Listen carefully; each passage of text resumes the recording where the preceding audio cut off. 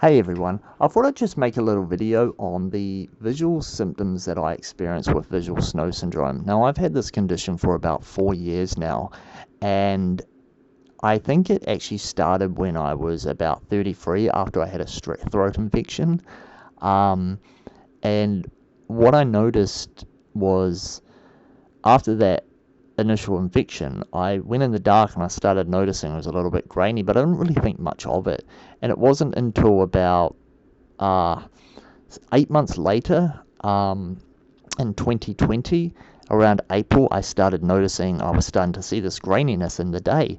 And then following that, about June of 2020, I developed palinopsia, and that's the little palinopsic flashes. And I'm going to get into basically what my visual symptoms actually look like.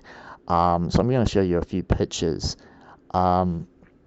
Also, I would say over the last 4 years, my symptoms have actually gradually gotten a little bit better.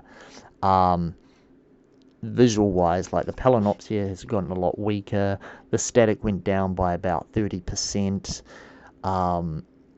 So, I have seen improvements. So anyway, I'm gonna just show you a few pictures of basically what I'm seeing, and I'm not, you know, comparing my symptoms to yours or anything like that. This is just a individual thing of my experience with this condition, and maybe you can relate, maybe you can't. So let's start off with this symptom, palinopsia. This is exactly what my positive after images look like. So every time I look away from an object, I will see it flash like that in my vision. Thankfully, it only lasts for about a fraction of a second, but it's still annoying. I'd still like it to go away. I still won't be satisfied until it goes away, because I end up having this habit of playing with it, which is not really good. I look away to see if it still happens. Thankfully, like most of the time, I've trained my brain not to really pay attention to it. And the only reason I feel like I can sort of ignore the symptom is because it doesn't last long and it's sort of like transparent. So I can see how the symptom, if it was to last longer in people, could really be debilitating. I mean, I find it frustratingly annoying, and I'd like to not experience it. But yeah, that's how it is for me. It's like an 0.2 second flash. So thankfully, at least in my I've personally been able to train my brain to ignore it. But as I said, I'd like it to go away. Now, this is actually another form of palinopsia. People don't seem to actually realize that. But this is not as extreme as I'm showing in the picture here. I'm just trying to use an example. But if I read like a web page and there's a lot of white text against a black background and I'm reading it for a while, I'll look away and I'll have these lines in my vision. This is actually caused by palinopsia, because part of your visual cortex is being stimulated by the words, and the parts between the words, your visual cortex is not actually being stimulated, therefore not leaving an afterimage. And that's why you actually get this effect with the palinopsia from reading. This one can actually be quite annoying.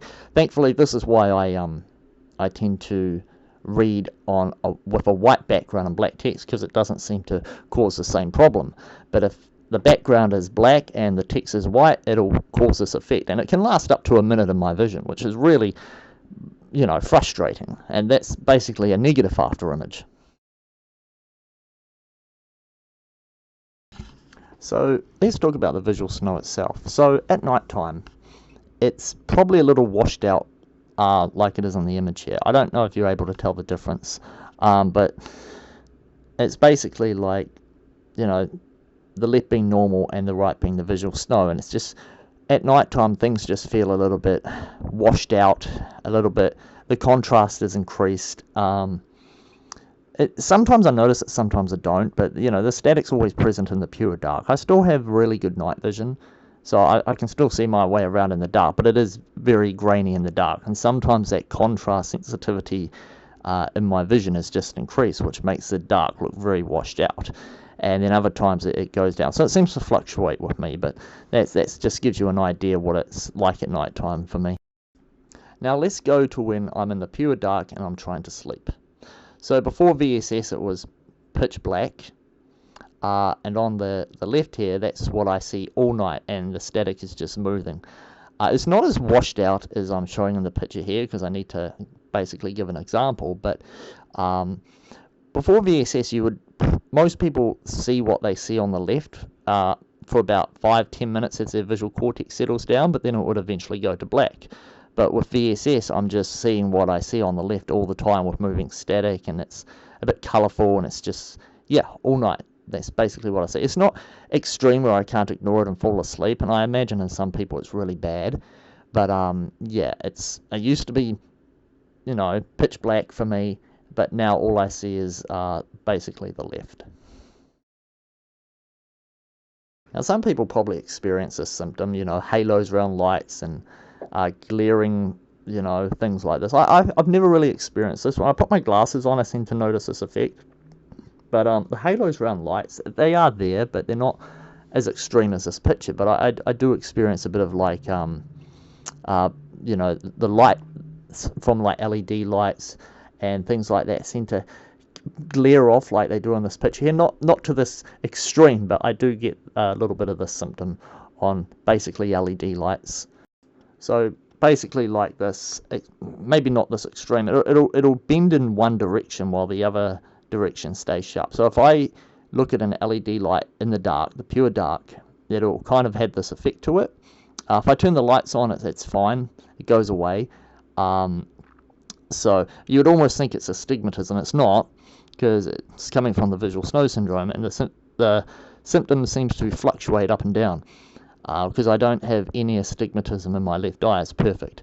The right does. So if I put the glasses on, it helps us, to a degree, but it's still there. If I take them off, it's the right eye. It's just, I can't even see the numbers. But the left eye, I've got perfect vision on my left eye, and that's fine. But yeah, the symptom, basically, it's ghosting, and it's mainly only happening on LED lights. It's quite disgusting, because I used to see about 4 years ago, I would see LED lights in the dark perfectly crystal sharp, and now in the dark they sort of look like this, but it fluctuates up and down. Yeah. I mean, this here is the exact same symptom, basically ghosting or double vision.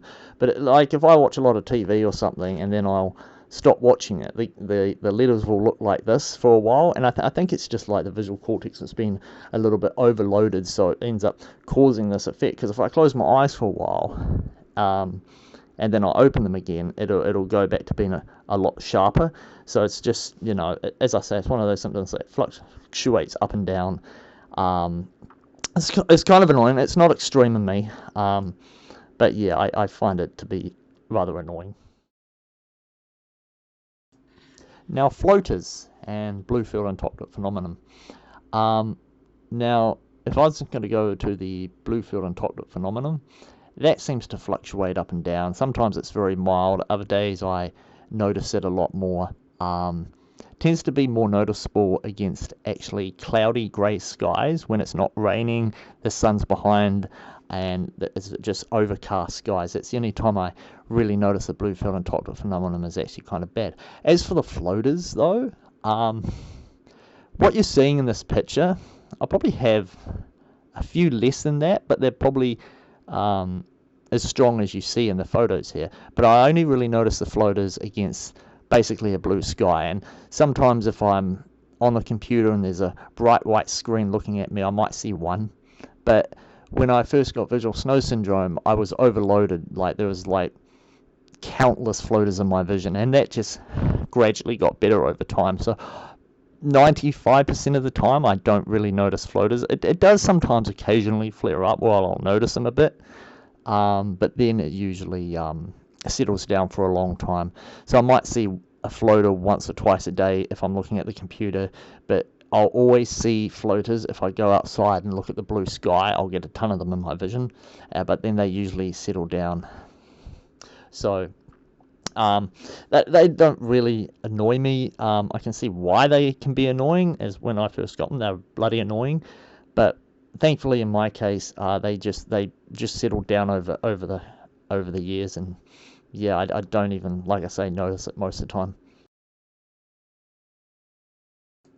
So those are the most noticeable symptoms that I deal with. There are, like, if I look at the grass for like too long, for like a minute, I'll start seeing wavy distortions. I do get a very mild bit of trailing, but again, that's on the LED lights in the dark. But yeah, most of the symptoms I've showed you are what I deal with. So I wouldn't say my visual snow syndrome is debilitating, but it's just frustratingly annoying, basically.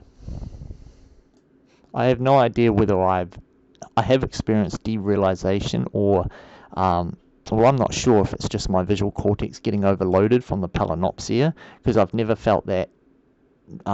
Everything has always appeared and looked real to me. Nothing has ever felt fake, but it's just looked crappy, especially during a visual snow syndrome flare-up, which has gotten a lot better. But I would notice sometimes when I'm looking at stuff, it would just feel yuck, feel off, almost like a synchronization issue, just mildly enough to notice. But that got gradually better. So I don't know if that was derealization, because when I looked at the symptoms of derealization, it didn't really match what I feel like I was experiencing. It's almost like vision fatigue, if anything. So yeah, I don't really know how to categorize that one as a non-visual. But the rest of the non-visual symptoms are, like I say, low-grade tinnitus, very low-grade noise sensitivity that comes and goes. I used to have a bit of nerve pain in the ears, but that went away.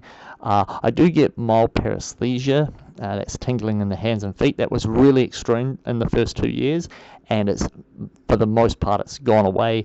Occasionally I'll feel a little bit of a flare-up in it, but it only lasts a little while. Confusion, yeah, irritability, and I think that's probably because of the insomnia. And that's one of the worst symptoms that has actually come out of this visual snow syndrome, is the insomnia, because I just don't sleep the way I used to sleep like a baby. I used to just fall asleep, stay asleep, and now I take ages to fall asleep.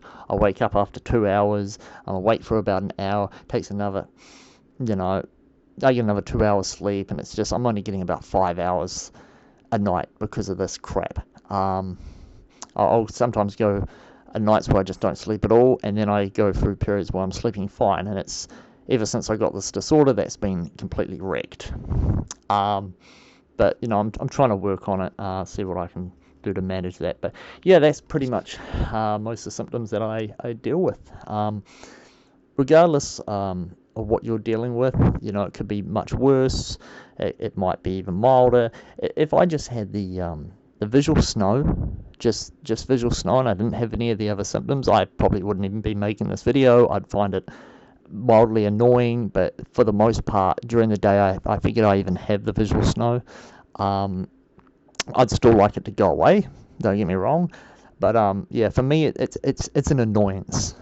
And I realize this disorder can absolutely debilitate people, so my heart goes out to people that are debilitated by this crap. But yeah, at least for me, some of the things have gotten better over time, which is, I'm just letting people know, you might actually improve, you might not, I don't know, we're all individual, all different. So yeah, that pretty much wraps up what I'm dealing with. Anyway, thanks for listening.